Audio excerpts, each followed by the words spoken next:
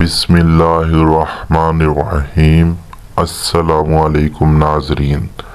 हज़रत इब्न मसूद रज़ियल्लाहु ताला अन्हु फरमाते हैं कि रोज़े क़यामत लोग इतने भूखे उठाए जाएंगे कि इससे ज़्यादा भूख उनको कभी नहीं लगी होगी, और नंगे उठाए जाएंगे कि इससे ज़्यादा लिबास की उनको कभी ज़रूरत नहीं हुई होगी, और सबसे ज़्यादा थके हुए होंगे कि इससे ज़्यादा थकावट उनको कभी लाहक नहीं हुई होगी।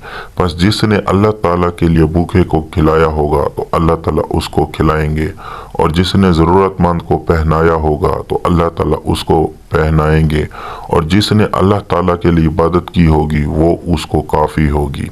हज़रत अबी बिन काब रज़ियल्लाहु ताला अन्हु आयत की तफसीर में फरमाते हैं कि ज़मीन और पहाड़ दोनों काफरों के चेहरों पर गुब्बार बन जाएंगे, ना कि मोमिनीन के चेहरों पर।